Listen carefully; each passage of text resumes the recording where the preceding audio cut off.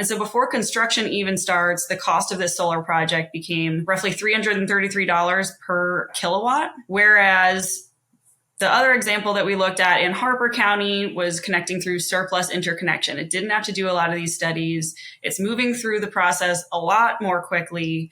And before construction costs were 71 cents a kilowatt. And so these are, pretty stark examples. Hey nerds, welcome to the Energy Nerd Show. Jeannie's out today, but we have a great show. Welcome Chelsea, Mattioda, and Sophie Schadler, Synapse researchers. And you're here today to talk about a specific project, yes? So we are talking about interconnection of new resources to the grid. So specifically, we're talking about surplus interconnection and generator replacement, which we can get into in a little bit. Those are alternative pathways to get connected outside of kind of the standard interconnection queues, which we're seeing are very backlogged across the country. So we've done some research for Sun2O, they're a solar developer, about the various benefits of these different pathways, the deployment potential, and just kind of some other background there. So we're really excited about it. And we think there's some really great potential there.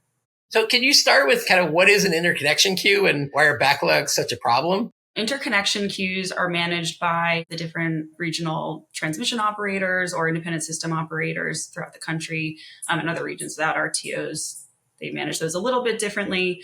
But basically, for new resources who want to get connected, they have to understand their impacts to the grid. So they can't just, connect right away, right? They have to understand the greater system that they're getting connected to. So that's kind of a lengthy process, which, is important for us to know what those impacts are. But then it also means that we've got all these, solar plants, wind farms, things like that could in theory be ready to come on, but they've got to wait several years until they can actually start providing us energy and moving us forward. So like all this new capacity we're going to build in America to serve growing electrification loads and data centers is kind of queued up, waiting several years for interconnection study results. And then they can do construction, which takes several years. And so it's really slowing down the energy transition. Definitely. And it is literally all queued up. I mean, we've got, I think, somewhere around 1,500 gigawatts of energy in the queue across the country. And almost all of that is our renewable resources. So it's, solar, wind, batteries, and other things. So we have the potential just sitting there in the queues right now. So this report is about is it an end run or a loophole, or is a way to get projects built quicker, right? Yeah, so I don't want to say it's a loophole because it's very much allowed, and it's just kind of taking advantage of infrastructure that's already been built and pathways to interconnect that kind of already exist through other existing resources. And I actually can kick it over to Sophie to give a little bit more background on what those two processes look like. Generator replacement is one of these processes, and surplus interconnection is the other one, which Chelsea mentioned. And both of these are ways to connect new resources to the grid by making use of the existing interconnection rights that are already there on the grid. So with generator replacement, it's looking at generators such as coal plants or any plant that's already on the grid and using those existing interconnection rights and basically the place where that plugs into the grid. And when those plants retire, making use of those rights and installing clean energy. And for surplus interconnection, we're usually talking about peaker plants, things that are really only running a few hours a year. So they might have the right to deploy all this capacity onto the system, but they're not actually using that most of the time. So that's why we have all this potential. So as an example, if we're retiring a 200 megawatt coal plant somewhere, then there shouldn't be a need for a new interconnection study because we know there was a plant there and whoever was running it had the rights. And so if the new projects can interconnect at the same point in the system, that should be fine and expedited. And with the surplus, the issue is there's just more room on the system to provide more energy and maybe some more capacity from a new plant without spending the years for an interconnection study. Exactly. Yeah. So this analysis is looking at the opportunities and quantities of interconnection. Yeah. So that's part of it. We quantified some of the deployment potential for each pathway. And we also looked at some of the other benefits and kind of quantified some of those. But Sophie did a really great job with the analysis. So I'll let her talk about what we did there. Yeah, so we looked specifically in this study at SPP and MISO, which are two regional transmission operator territories in the United States, making up a large part of the Midwest. So that's the Mid-Continental Independent System Operator and Southwestern Power Pool.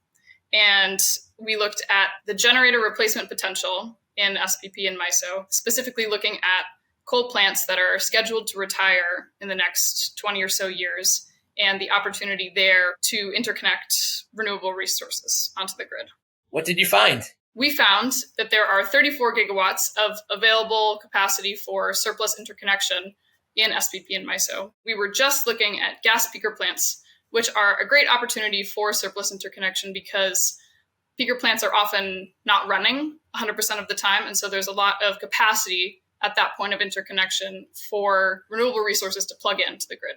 We also looked at generator replacement in SPP and MISO, and we found there are 44 gigawatts of available capacity just from generator replacement alone. Our study was looking specifically at coal plants. So in the next 20 or so years, there are about 100 gigawatts of coal plants retiring in SPP and MISO. And this leaves room for 44 gigawatts of potential solar or wind capacity to replace those retiring plants at that same point of interconnection. It looks like most of that is available in the next few years from the chronology of that graph. So that could be a great opportunity to get some new projects online. Yeah, I think there's a lot that's going to be available in the near term and a lot that's already available right now. So I think we're really hoping to see people start taking advantage of these pathways more. So what about the economics of all this? Yeah, I'm glad you brought that up. So interconnection right now is just becoming an increasingly expensive process for all these new resources that, like we said, we're really hoping to bring online. Really, it just takes a long time for all these resources to come through the queue. And one of the things that these studies kind of bring up are these really costly network upgrades that resources are on the hook for them to actually connect. And so sometimes, it's a surprise to these developers that all of a sudden they've got, $100 million worth of network upgrades that they have to pay for that maybe they weren't planning for. It's not something they want to hear. It's not something their investors want to hear. And it really starts to just put these projects at risk. And so one of the kind of examples that we looked at, and I can even pull that up right now to share with you, just to kind of compare and contrast, we looked at two solar projects in Kansas, one in Sumner County, one in Harper County. So the one in Sumner County was going through the standard interconnection queue. It went through multiple rounds of different studies, had a lot of network upgrade costs kind of identified through those studies that it was going to have to pay for. And so before construction even starts, the cost of this solar project became roughly $333 per kilowatt, whereas the other example that we looked at in Harper County was connecting through surplus interconnection. It didn't have to do a lot of these studies. It's moving through the process a lot more quickly. And before construction costs were 71 cents a kilowatt. And so these are, pretty stark examples. But you can see there's just a lot less risk. It's a lot faster, and it's just makes way more economic sense, where if these opportunities are available, we should be taking them. So are there any policy recommendations that come from this for regulators, or is it more developers should be paying attention to these opportunities? Kind of who needs to do what?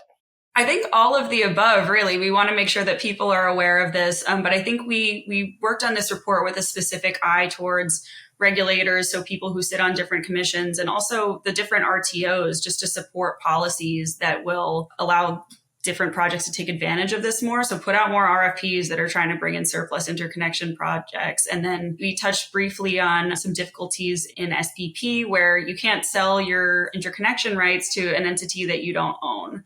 So that's a huge barrier to having new resources come online and kind of take these rights over where resources are retiring. So there's a lot of small things that we can do. And we just hope that we see a lot more RFPs and resource plans by utilities and others that support these processes. To add to that point, as Chelsea was explaining the interconnection process and the queue and how expensive that going through all those studies is a huge barrier to developers. And so being able to make use of those interconnection rights and removing that regulatory barrier to allow new resources to make use of the existing interconnection rights is really important. I think one really great thing to highlight about these types of projects, we talk so much about, reliability and costs and all these things just related to bringing new resources online.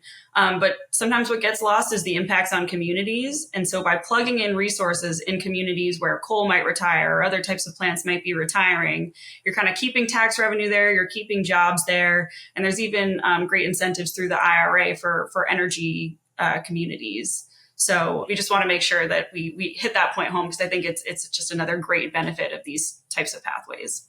Well, thanks for being on the show. Thanks so much for having us, Bruce. Thanks, Bruce.